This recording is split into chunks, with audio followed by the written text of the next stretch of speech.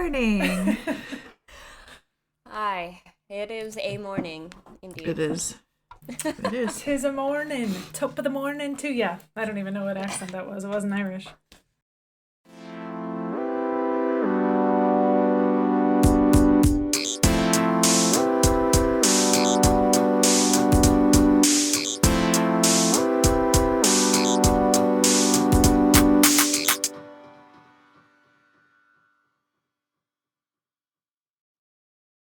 Welcome back, guys.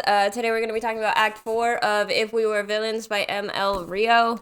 This video is late again. Sorry about that. We are going to be revamping our schedule, so stay tuned for that. But for now, let's get into it. Get into it. Act 4. Yeah. There was some good stuff in here. Yeah, I was mind blown by some of it. Like, actually shocked. I was driving and, had to, Did you pull over? There was just really one scene that I was like, what the fuck? What the fuck?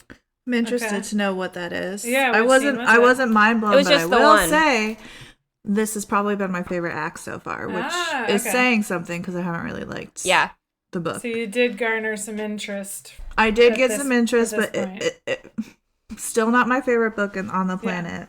No, that's fine. But I wasn't mind blown, so what were you mind blown about? Yeah. The whole James thing, but I also feel like I got more emotion from it because I was listening to it, and the voice actor is actually really good, so that whole scene was very emotional, or climactic, how it was going down.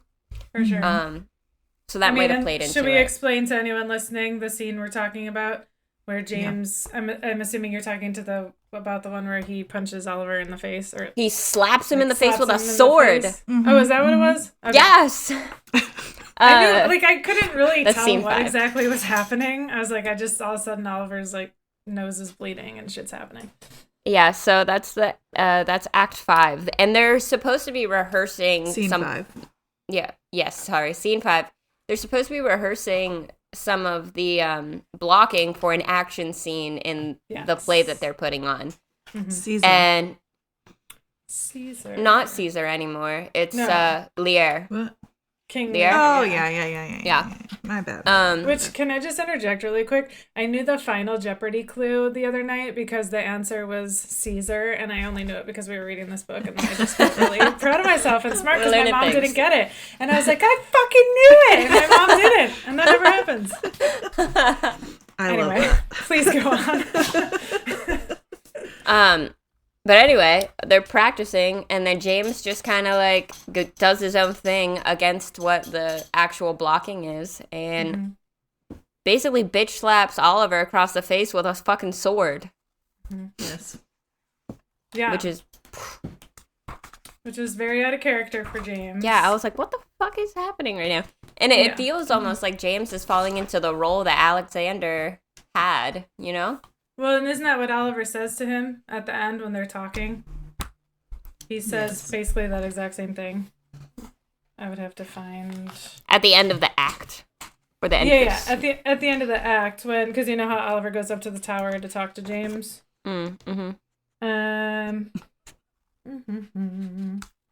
Sophie's making a cameo this morning. Not the role... What did I say? Not the role of Alexander. Richard. I kept saying Alexander, but I meant Richard. Did I say Alexander? Yeah. Did we both say Alexander? I don't know. I don't know. Remember. It's Richard. But we meant Richard. Yeah, he's whatever we were saying. The douchebag that's dead. Yeah. The douchebag that's dead. Yeah. Exactly. And then we had some other interesting things happen. Speaking of Alexander, he did OD. Yeah, that too. How did you guys feel about that whole thing? I was not surprised, to be honest, because even from the beginning, it was more recreational. But because he already had that vice, and then they're going through all of this trauma with what happened to Richard and their acts toward it, I'm not surprised that it went down that route at all. Well, and she foreshadowed too by saying that, and when I say she, I mean ML Rio. When she said that, when Oliver went to his room to get more painkillers, to get a joint rolled with painkillers and stuff, he was talking about how Alexander's lips were cracked and how he looked worse than usual. And so I kind of knew from that he was obviously like in a pretty dark place. Yeah, definitely. I didn't think about it until after the fact because all of them kind of look worse than usual. So I was just kind of like, oh. But then afterward, I was like, yeah, that makes sense. Yeah. He mentioned quite a few times in earlier acts, though, how she would write him using it when he was mad or sad or like any negative emotion that he was feeling. He'd be like, I need to go do drugs. It was his coping mechanism. Yeah, exactly. So it was there. I wasn't super shocked when it happened. Yeah, same. Yeah. Although I wasn't thinking that it would happen in those moments when he was actually like using drugs. Mm-hmm. You know what I mean? Like I thought about it afterwards. Like, he did use a lot of drugs. Yeah. Gotcha. I think it's kind of interesting how Colin is the one who really finds him and noticed, even though Alex has been in the castle the whole time. The rest of the gang, like the players, just kind of are there. Like they're supposed to be so close and like best friends up until this point, and they never even noticed. Like if Colin hadn't been in the picture, Alexander probably would have just died up there in his room because everybody else was just minding their business. Everyone's so like checked out and in their own little world. Yeah, so it would have been just like another person. Yeah, that's one of the problems I've had with the book too. Is not I don't know if it's a problem, but it's been mentioned so many times like how close they are, but they really don't know enough about each other. Just say that they're close friends. I think that's the point. Like, I mean, maybe, but didn't they like say it a bunch of times? Like, we're this big family, we all love each other. Like, it's supposed to be like this big camaraderie. But then as you get farther into the book, you realize that it's not. Because in all fairness, I think back to like when I was in high school and even college, like on my college soccer team, and like when you do spend that much time with people, it does become like your family of sorts. But there is that kind of, I don't know, relationship where it's like some of the people you're with all the time and you feel like, oh, that's my family. Like I know them so well. But then in reality, it's like, oh, we never really talk about anything of substance, or I don't know anything about what's going on with their family, or, you know, like, or you wouldn't know if they were super depressed or something like that. So I do feel like that is a real thing. Yeah, especially in situations where you're so busy and so focused on something else. Like this school is super difficult, I guess. Like they're always busy with schoolwork, but then they're also always busy with learning lines in short amounts of time and all that stuff. Like there's so many other things going on that I doubt they're all gonna sit down and talk about like their feelings or their pasts. Right. Like, they just don't have time for that shit. You just kind of forget to check on each other because you're just so focused on your immediate, you know, task at hand, or your like immediate, I don't know, surroundings, whatever. Yeah. Mm-hmm. So yeah. I highlighted just a line that kind of stuck out to me was at the end of scene 4. And it's just how tremendous the agony of unmade decisions. And as someone who is anxious almost all of the time and can never make a decision for myself, well, I do, but I hate it. It just kind of stood out to me, especially in the situation that they're in. I just really like that line. Elaborate more, like the context of the unmade decisions. So, like, the whole reason that they're in this scenario where they are kind of at fault for Richard's death is because they decided to not decide. They just stood there, right? But isn't that a decision? It is, but in this scenario when he's talking about so now what's happening is Oliver found the sleeve or the piece of fabric with maybe blood or wine on it and is hiding it. And locked and decided to not lock it, but kind of lock it and hide it, but it's in a kind of like open place. So like this whole like wishy-washy scenario that they're in with this whole thing. True. And then that just ends with how tremendous the agony of unmade decisions. Mm-hmm. How are you guys feeling about James and Oliver's interaction and their relationship? I mean, it's clear James also has feelings for Oliver. Yeah, he has to, Right. and they're both just not seeing it, which is super frustrating. And Oliver's going back to Meredith, which you can tell that Oliver doesn't, like, sure, he cares for her as a friend, but he's just lusting after her. There's no substance behind their relationship at all. Right. Which just pisses me off. Like, sure, she's got a Agreed. nice bod, Oliver, but, like, get your shit together. Oh, I know. Like, Yeah. Any scene with the two of them, I literally roll my eyes. yeah, Yeah. I fucking hate it. They're not good together, and it's just causing another, like, issue in their whole friend group. Mm-hmm. And him and James just, I wish that they would just sit down and actually talk, not Shakespeare talk, actually Right. just fucking say what's on their minds. But now that I guess James has been diagnosed with PTSD, which is why he had that outlash Episode. episode, and then everyone else is basically being diagnosed with other mental disorders because of what happened. Yep. Which makes sense. Like, if I watched my friend die in a lake, I would probably have issues. have a Have few some issues. Yeah. Well, especially if you decided not to assist them. Yeah. And Yeah. just literally There's some sort watch of them- guilt there. Yeah. Mhm. Watch them suffocate on their own blood. Yeah. But, I would think you'd feel some things. Just a few. If If you you're not a didn't, I think that'd be a sociopath. bigger. Yeah, I was gonna say if you didn't, that'd be a bigger issue. Yeah. For sure. What about the whole Oliver cleaning the castle, finding things, and then Colburn coming in and like almost trying to get Oliver to do some like sneaky spy work for him. Like, I get Colburn's doing his job, but that's also kind of a shit move to go to a teen or a young adult and being like, hey, I know all of these people are your friends and the only people that you might be able to rely on right now, but I want you to rat them out for me.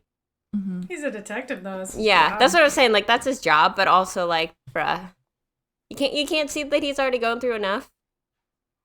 But that's because he knows that there's Yeah. something more going on. Yeah. He knows that something's happening or happened, and he probably feels like if he pushes enough, he could get one of them to crack. I don't know.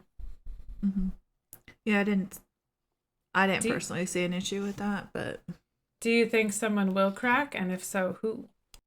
I mean, we know that Oliver goes to jail, Mm-hmm. so I don't know if he just decides that his guilt is like too much to bear, and he just goes to jail and protects everyone else, or if like somebody else finds the evidence that he hid. And they mentioned how he was holding it in his pocket and that when he took it out, it was covered in his sweat.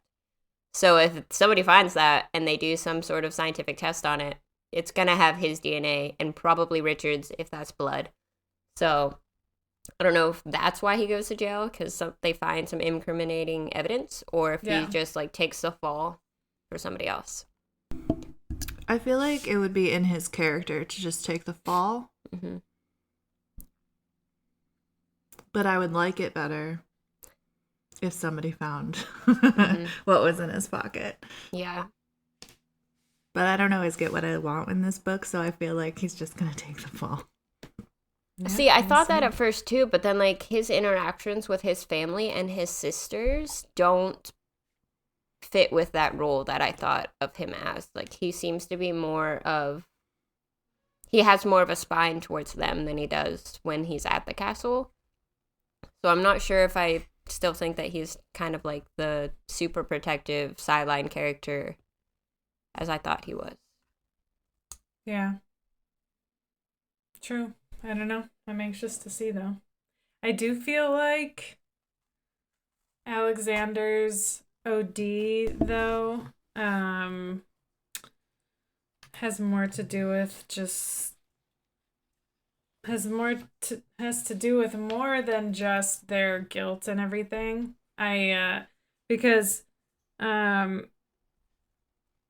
on page 276, when Oliver and Alexander are talking, Alexander says, "Can I ask what happened?" He said as he rummaged in the top drawer of his desk. "I won't make you talk about it. I just want to know whether I should shove James in the lake next time I see him."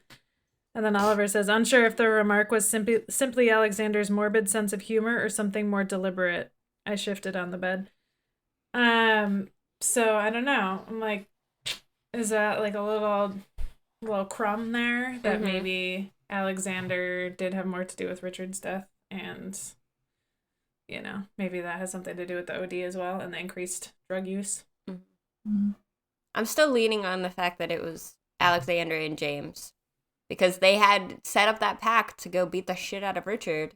Oliver left to be with Meredith, but if the two of them still decided to go do that, then that might be what happened. Could have been the both of them, yeah.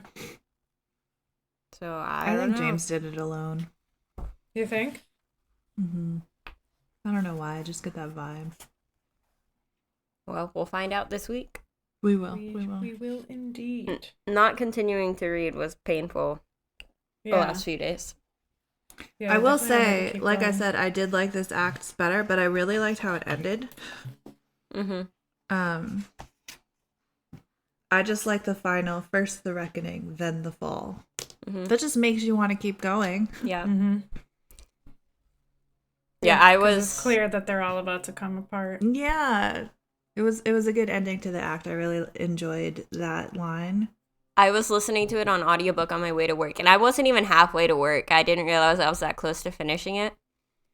And it said that part, and then there was like a dramatic pause.